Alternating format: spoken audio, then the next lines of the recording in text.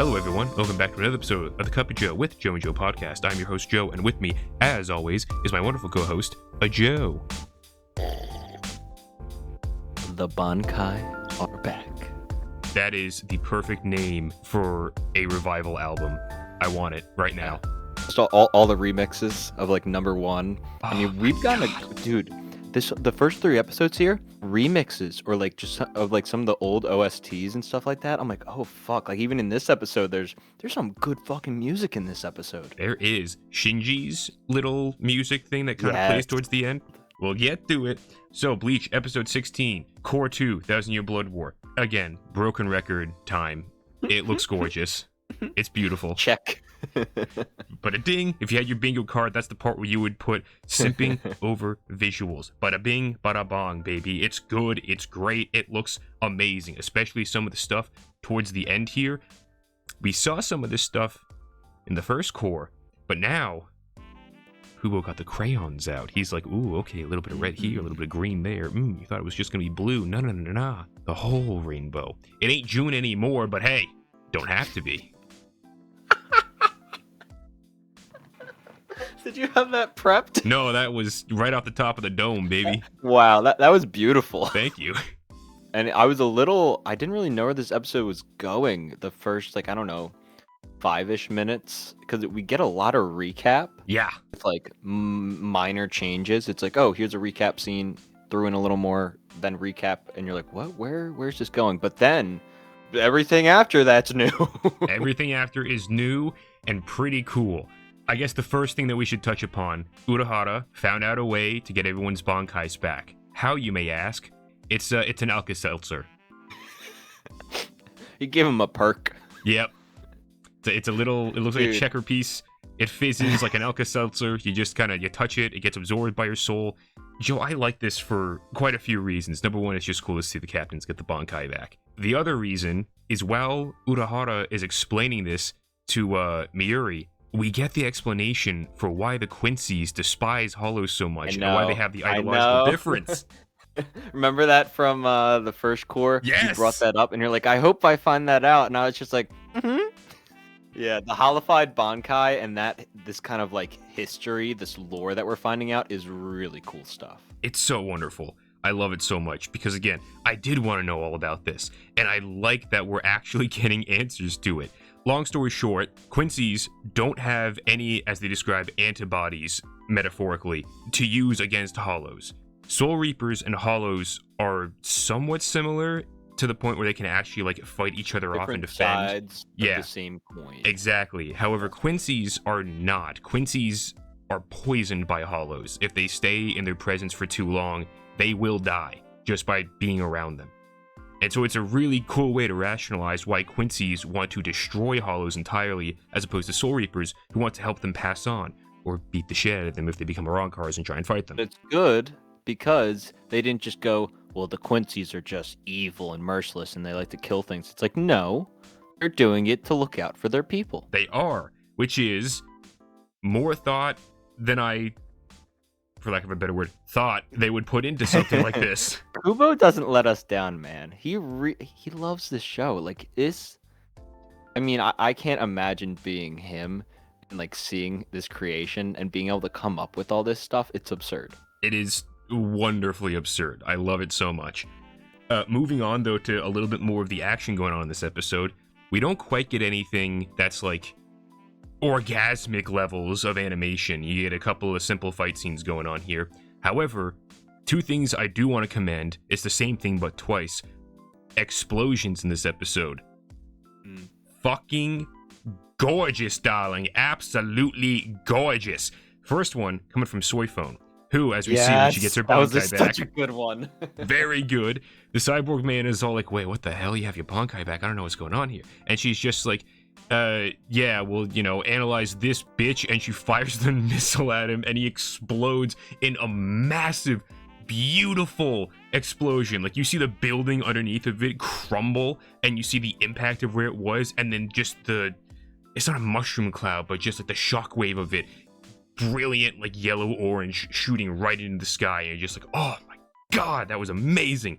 And then a little bit later on in the episode, you have Bambietta, who's trying to talk to her whole posse, and then apparently they've disappeared. I don't know if they were defeated or if they just fucked off because they were tired of listening to her. Either way, she throws a bit of a temper tantrum and explodes in the brilliant blue dazzling Quincy light. But it's another one of those things where it's a wide shot of the Serite all covered in ice, and you have that striking red sky in the background and just this beautiful sparkling blue orb, just like Edward Cullen in the Twilight movies. Oh yeah, both explosions really, really good. Again, we hit a lot of characters in this episode too.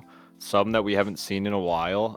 Some that get so much dialogue, you're like, when was the last time I heard you like talk this long? Among them, I have 3 in mind. It was the 3 that meet up and fight the luchador guy, and you're gonna have to help me out here if you can. Wait.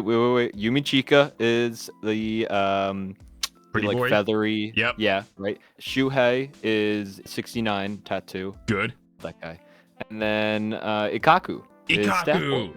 Look at that. Off the dome. Very nice. Very good. This is why we keep you around, Joe. But yeah, so we see all those guys, and they're fighting Luchador Man. Ikaku is one of my favorite side characters in all of Bleach. The other 2 I could take or leave. Like, I'm kind of just like, you guys are cool and all that sort of stuff, but Ikaku is really who I'm here for out of you 3.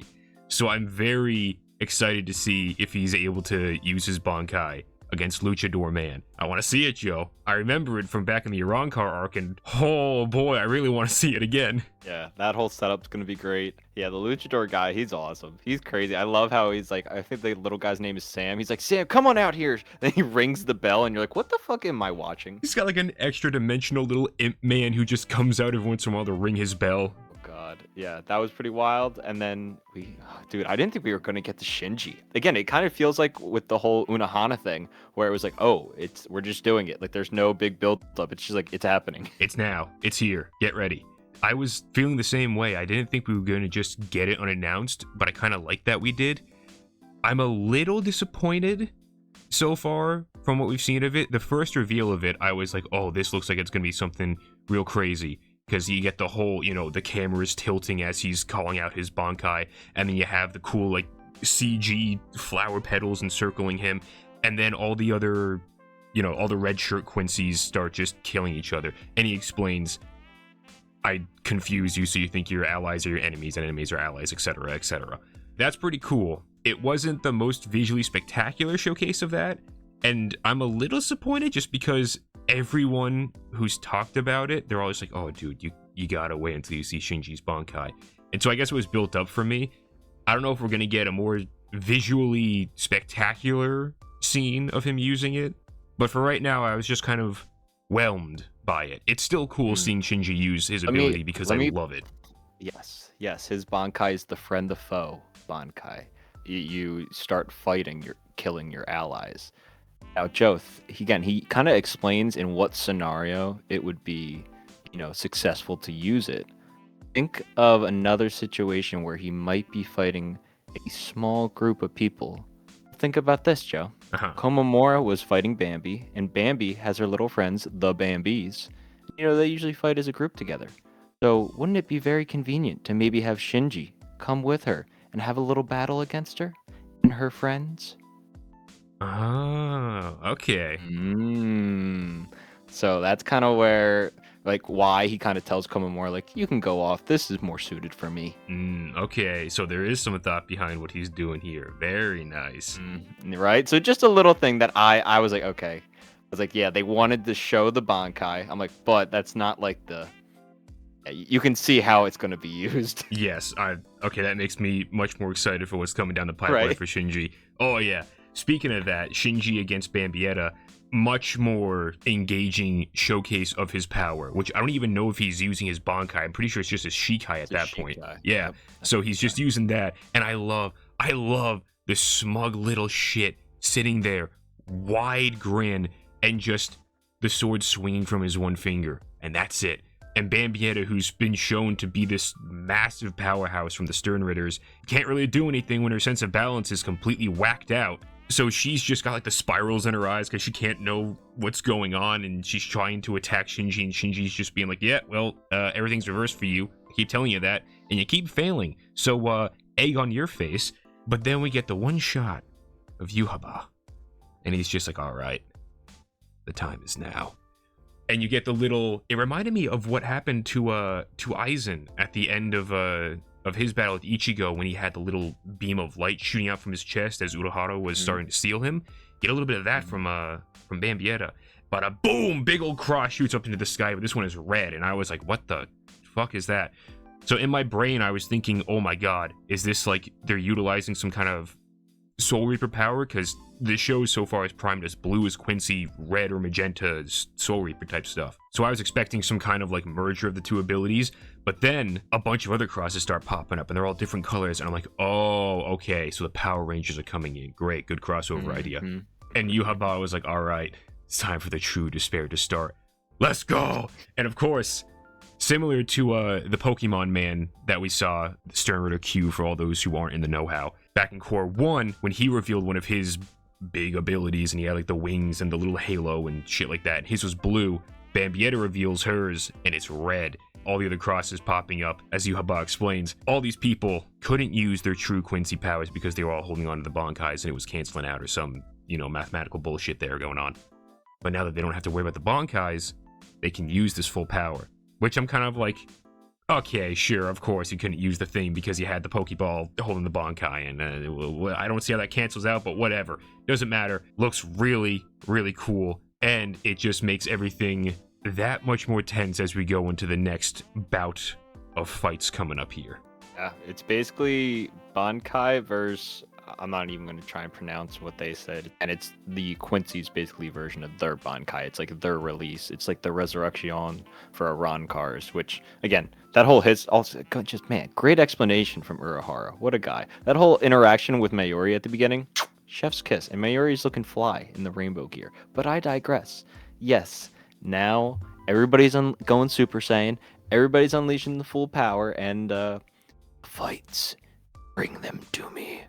I'm so ready. One thing I'm not ready for, though, is watching Ichigo walk in this fucking infinite hallway for the next 7 episodes. I think we're getting there next episode. He was really close. And he's been really close, Joe. It's getting closer. It's getting a little bit closer. His feet are a little bit dirtier, a little bit more beat up. You can tell. He's working for it. We do get a little bit of development there, though. He's starting to see flashes of something. Past, present, future, alternate timelines. I don't really know what the fuck it is, but he's starting to see something. And the final shot, he might have to go to see a doctor. See, because he's got a few too many pupils starting to form in his eye there.